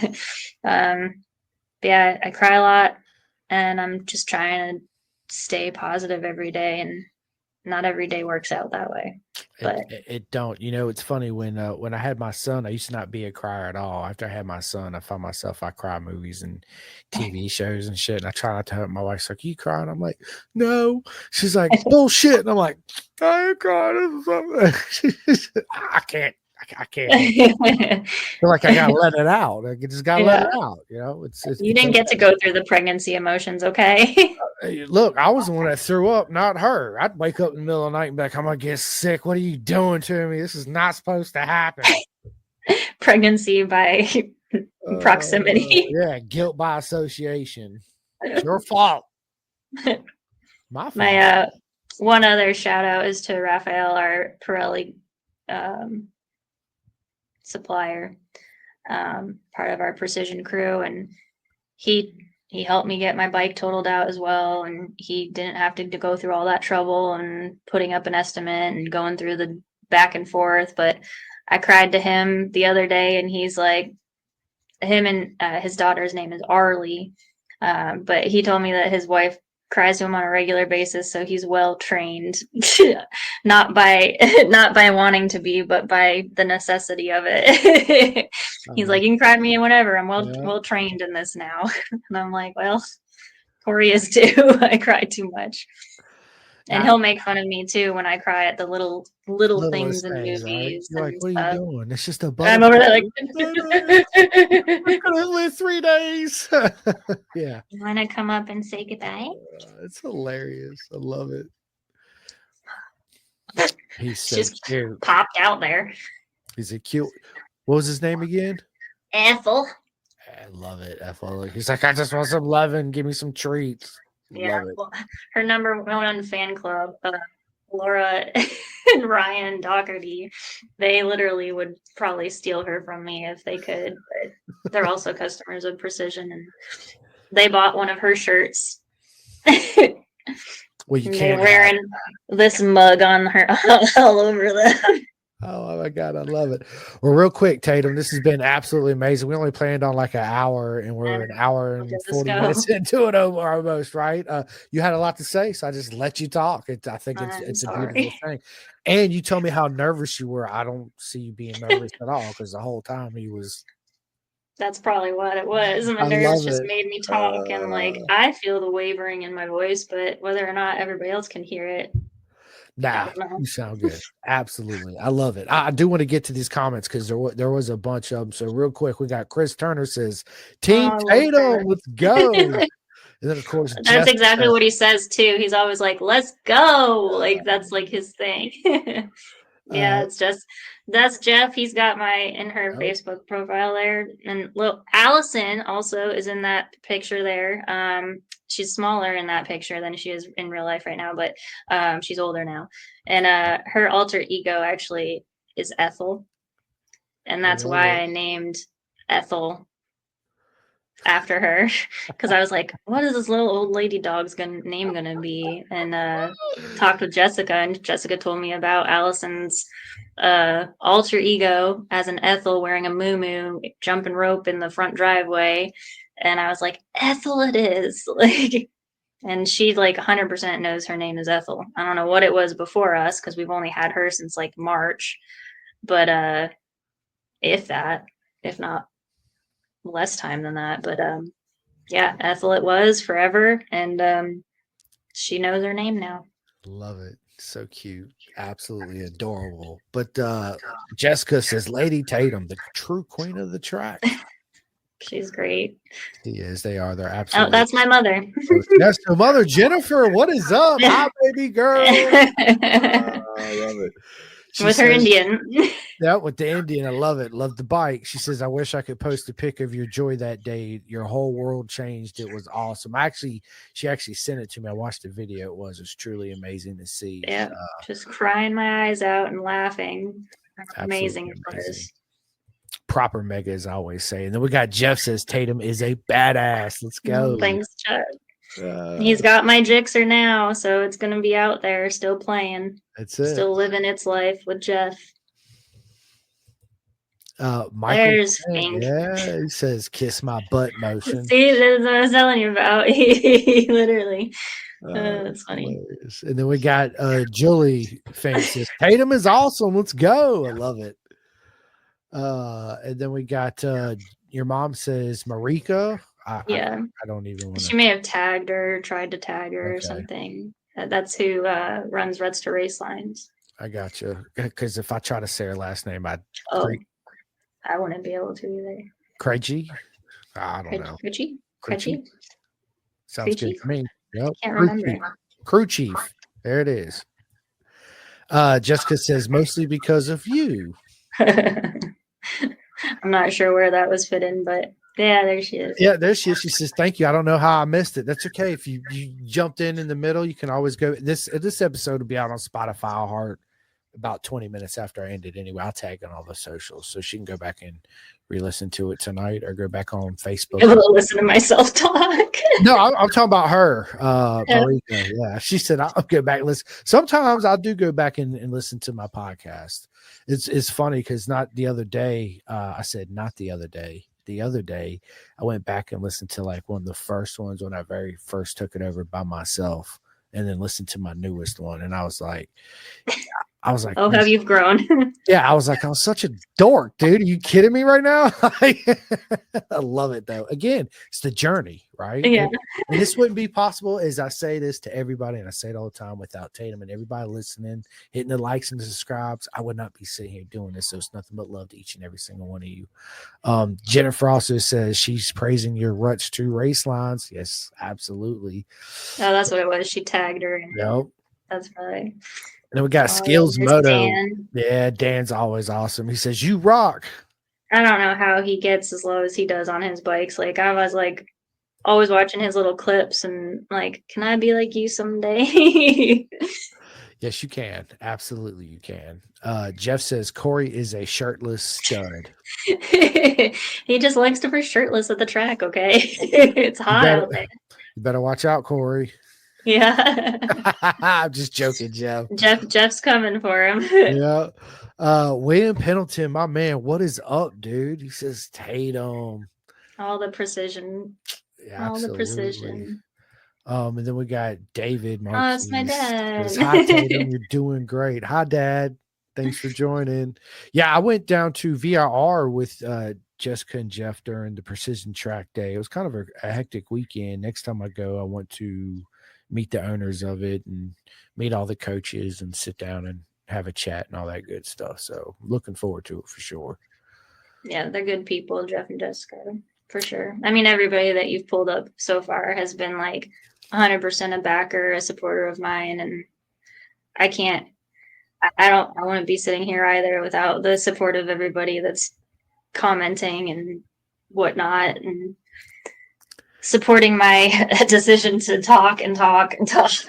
I love it, man. I love it. And then we got at Ugga Dugga Racing. I like that. I think that's Khalil. Yep, Khalil. Yeah, that's my dude, man. I call him K-Dub. Yeah. Tatum, let's go. Yeah.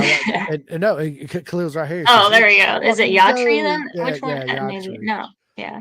Yeah, it's probably his brother Yatri. Yatri's awesome too. I seriously thought they were twins for the longest time until I recently spoke with them more at length and realized how different they truly are. It was funny because I had K-Dub on here before Yatri, and Yatri, one of his comments was like, "How the fuck did you get on here before me?" And it was hilarious. Yatri's on Wednesday, right? Yeah, Yatri's coming up here. Let me check my calendar. I'm pretty sure Wednesday. it is. Yeah, it's here very shortly. I got you working now. Let me check my calendar. Yeah, you got me working. Let me check my calendar live on. Let me see what I got. No, I think Yatri's in December. Yatri is December 26th, the day after Christmas. So that is our day after Christmas special. And then my man K-Dub, happy birthday, Rossi, man. I will absolutely tell him, my friend, for sure. Is it today? No, his birthday was on the 19th. The 19th, yeah. Yeah. So recent enough. It was. Actually, how old is he now? 13, going on 30. I remember 13. So yeah, it's man, time's such a thief, grows up so quick, right? It's I used to think I had all the time in the world and all the hours in the day. Now it's nowhere near long enough at all in anything you do. So, but he's the best to me. He made me who I am today and changed the way I view the world. All because, and that's honestly, Tatum, that's the main reason why I do this podcast. Yes, it's to give back to the sport and do it different than anybody else, but at the end of the day, I do it mainly for my son Rossi. If I was to drop dead tomorrow, he's always got all these videos and iHeart and Spotify, and go back and listen to me, laugh and smile and cry occasionally and all that good stuff, right? So to me, that's the most important thing. Whether he deletes it all or I don't give a shit, I'll be dead, right? So But it is. It's memories of you and what you did and what you had passion for. Facts, right? So, but what I was going to say is, Khalil had the honor. He reached out to me, and I actually got me and him collabed on some T-shirts that are coming out soon. You can actually go on his website and pre-order them now. So, absolutely honored to work with Hyper Neckard on some limited Are those shirts. the green and pink ones? Yeah. Yeah, that makes sense now because I was talking to you the other day about the old school colors of the Cowie and everything, and I was like, oh, well, that makes sense because I didn't put those together.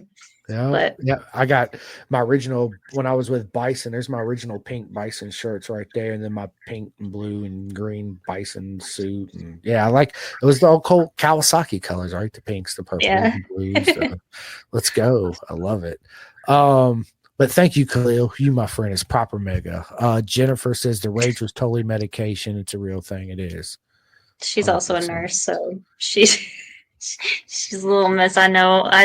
She's the nurse and she's a motorcycle rider, so she's And got a the mom. curse, the same Yes. curse I have of go go go and work and knowledge and Yeah. all that. Yeah. Ugh, cute grunty Ethel. He's so cute. Leech says you will get through this if you still have the fight control. If you have the fight, control it. He'll learn from the lesson. If you want it bad enough, you'll get it back in game. This makes you stronger. 100%. 100. Skill says hugs. Where's my hugs at, Skills? That's messed up, Maybe that was Dan. meant for you. Yeah, maybe it was. If it was, thanks, Dan. Hugs right back at you, Yeah. buddy. Julie says, you got this, girl. We love you. Absolutely. Let's see what else we got. We got Yatri. What is up? He says mutts are the best dogs, and they are. They really are. Absolutely. No need to do genetic testing on this ugly mug. No, they're all beautiful in their own unique way. Amanda Gale says, hi, Tatum. I got your scrubs, Amanda, if you're still on.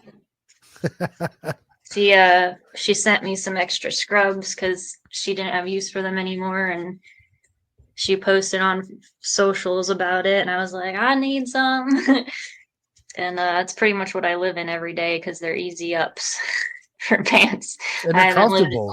I haven't lived in jeans in like the last few months. I think I put jeans on 3 times in the last 3 months. So scrubs is where it's at.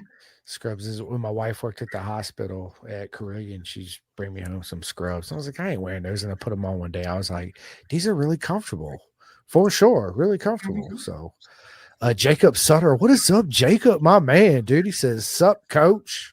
It's been a while, Jacob. I don't even know if these people are still listening, but it has been a while. Oh, yeah. Yatri says, we love you. Then we got Allie. Yeah, Allie. She's one of my vet assistants. I've helped train her and get her through her certification as well while she was getting certified as a vet tech. So she's worked with me, for me, and everything. So she's a beautiful soul as well. I love it. I love it. And then we got Jeff Huffman says, Keith and I love you. And I'm 73. LOL. What did I say? He was going to correct me, right? I was like, he's 70 something. I love it. And then last but not least, yeah, we got Vanessa. Yeah, says Ricard says, thanks, coach. And he loves you. Yeah. Nate and Vanessa love you too. It's awesome. Yeah. I love it. They're good people, and everybody who's listened and chimed in or didn't chime in, like, I'm super grateful for everybody like listening to me rant and rave and talk about whatever it is I've been through. And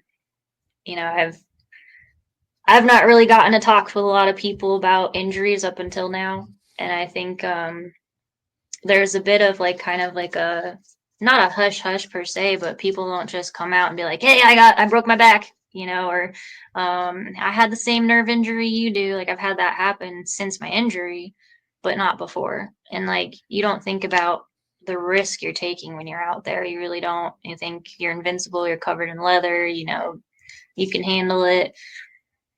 Even myself, I'm, guilty of feeling invincible and feeling like I'm doing great and I won't crash and some things happen, and there's no rhyme or reason, and it just does. And unfortunately, bad injuries happen, and sometimes fatalities. And I'm lucky to not know anybody currently that has passed because of an accident. But you see it every day. You see it on the streets. You see it in the track, races and everything like that. And the big fire with the air fence. I think it was last year or the year before. I think it was a Wira race. I'm not for sure, but people get hurt, and we're out there as coaches risking even more just to help you guys as customers. We don't do it for a paycheck. We do it to help you guys get better. We help ourselves get better. The only way you can get better is to teach too. If you're teaching it, you're practicing it, you're doing it. We come out there because we get the reward of seeing everybody smile and laugh and be like, I just got that corner that's been giving me hell all day, or since last year, or whatever the case may be. Like, that's what I like to get out of it. I like to see like people brand new to the track. I like to see people that have just been like stuck in one place and haven't been able to get out of it, and then next thing you know, they're past that point. They're better. They've bumped up a class. Things are just clicking better. And as coaches, we're sitting there one-handed, which we're not supposed to teach, but we look back and we look at you, and we're in the lean and we're looking back. We're doing things we shouldn't be doing on bikes. And you see it every once in a while on like Moto A guys, MotoGP, like they'll have a slip up and they'll look back real quick, make sure nobody's on their tail or whatever it is they're looking back for to get back on track, I guess. But yeah, that's what we're in it for. We're in it not for the money, obviously. we're in it to meet people. We're in it to help people progress, like Riker and Nate and Vanessa. Like, their family has just been submerged into this lifestyle this year. And like Vanessa was talking to me the other day, and she was like, I don't know what we got ourselves into. They got another camper, a brand new camper, like all this stuff that they didn't have before. And like, all because Riker is kicking ass, and he's really got a lot of potential, and trying to get into the racing scene. And he's got good everything going for him. And huge supporter of that family and everybody else that's been a supporter of mine. Like, if I haven't mentioned you, thank you. I don't think I have a timeline long enough to go over the list of people that I could mention by name, but just know that if you've even remotely talked to me through this whole thing, like, I've appreciated every word, even if it doesn't seem that way. Sometimes it's too overwhelming for me to like respond right away or respond appropriately. I don't know. It's just processing is different right now, and trying to take it all in and make sense of it all, but not like forcefully. I'm not like, why'd this happen? Yes, I've said that, but it's not my goal through all of this, Yeah, I love being a coach. I love teaching, and Babe's looking at me like it's dinner time. Yeah, He's looking at me like it's dinner time. He's like, you said you was only doing this for an hour. We're 2 hours into this. I know. I literally. I mean, we're at the end if you want to do some commercials, Corey. Before I do forget, I don't know if it's something we can add in, but our owners, Kevin and Fahad, did give me a code for people to get $25 off if they go to our next Jennings event, which is this coming weekend. But if you're coming down and if you hadn't made the decision yet, Pin the Gas is the code. You can go to our website, precisiontrackday.org. We do also have some 20-day packages and season passes left over to sell. They sell out pretty quick. People get a really great deal out of those package deals. And November 29th and 30th is when you can use the Pin the Gas code, and it would give you $25 off Saturday and $25 off Sunday. And then Monday is already discounted. So it is a 3-day event, but if you were to only do Saturday, Sunday, you can use that code to get $25 off. I love it. There you guys go. I totally forgot about that, Jess. Yeah. I totally forgot about that. It's not always about me. me. Yeah, I'm glad you brought it up. I was like, is there anything else I gotta say? And you brought it up. I was like, shit, I should have. Yeah. Thank you. Yeah, because Corey was like, I was just going to do some commercials. One thing I do love about Precision too is we do offer a lot of like one-on-one coaching, and that's where I've met a lot of our customers and gotten to know them a bit more personally and as more friends than customer and coach. Like, you know, I know people by name. I know people repeat, come to the same tracked events. They come all the time, and you just get to know these fine folks that you otherwise never would have met without the track. Because You know, people from all sorts of walks of life, you know, people that work in dirty jobs, people work in the office, people work as doctors. You know, I've met human doctors on the track. You know, they do it too.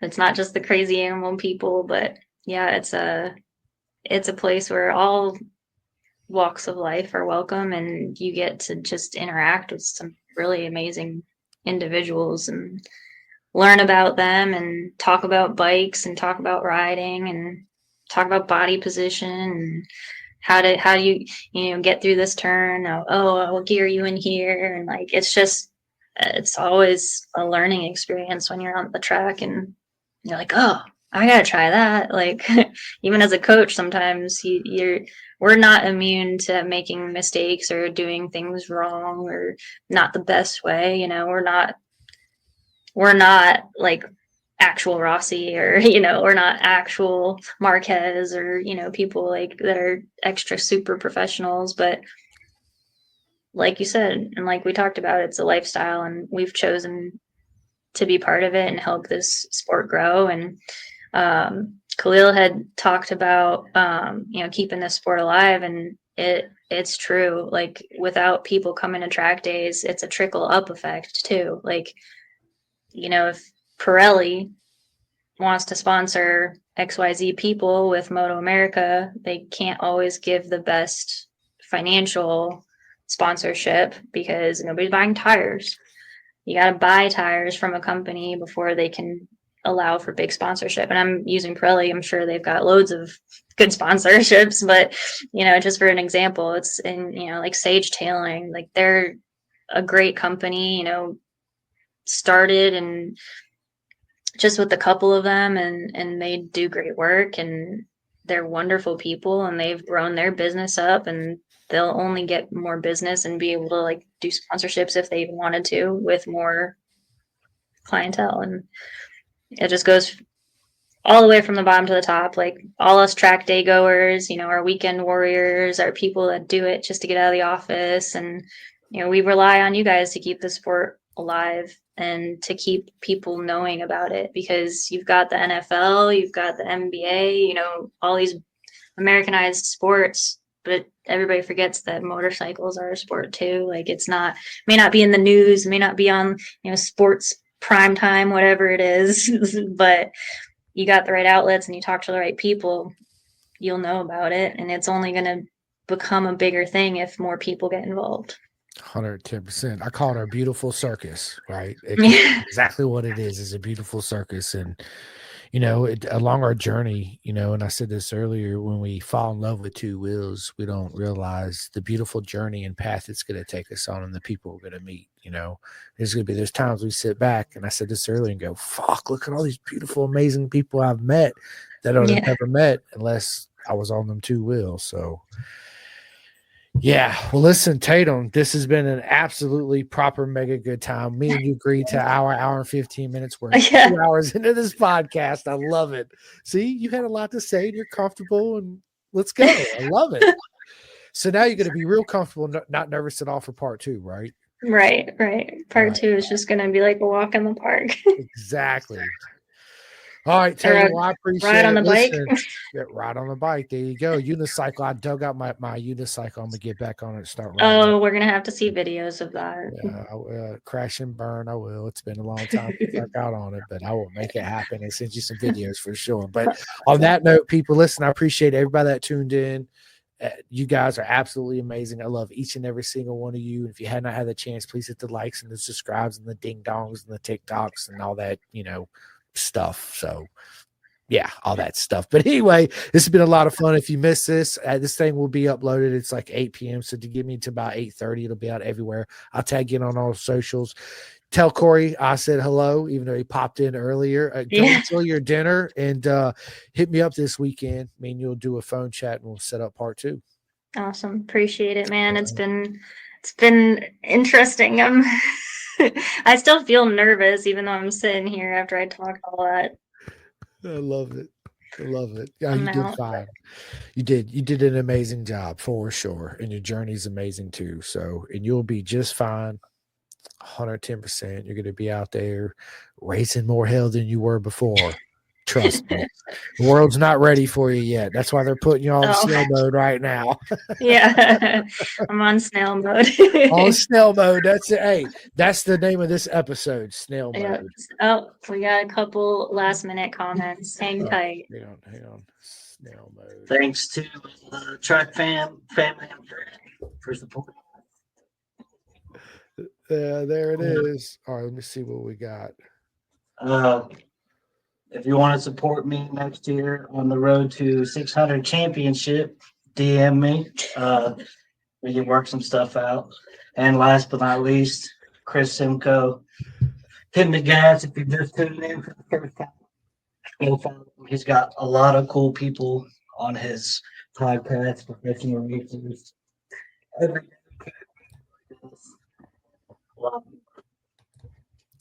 Appreciate it, buddy. And Ethel. Love it. Repping the precision. I love it. All right. Well, listen, you gentlemen and ladies, go and enjoy your evening and your supper. I'm going to get off here. I'm going to go hop in the shower and go out there and run my son wild like he runs me ragged for the next hour before I got to go to bed. So listen, Tatum, straight up, it's been an absolute honor to have you on tonight. I really thank you so much. I appreciate you having me on it. I mean, I don't know what may the future hold for us and as we go forward, but I'm grateful for this time with you. I'm grateful to have met you. I'm grateful to so many people. I'm grateful for Khalil to very intentionally say my name on your podcast while I was watching and made me cry. Thanks a lot. So yeah, I mean, it's a two-way street. I'm thankful for you as well. I appreciate it. Thank you so much. And I can't wait for part 2. Looking forward for you. I really ain't got nothing going on this weekend. So just hit me up whenever you got a free moment. You remember, give me a call and say, hey, blah, blah, blah. We'll schedule our part 2. And listen, again, it's been an absolute honor, my friend. You are proper mega and amazing. And you got this. Remember that, Tatum. Dr. Thanks, Tatum. Chris. You got this. You're very welcome. And on that note, we are out of here, people. We will see you soon. If there's anybody still watching. Yeah, there's actually 11 people still in the studio right now. So 2 hours in. Thanks, everybody. See you guys. Bye.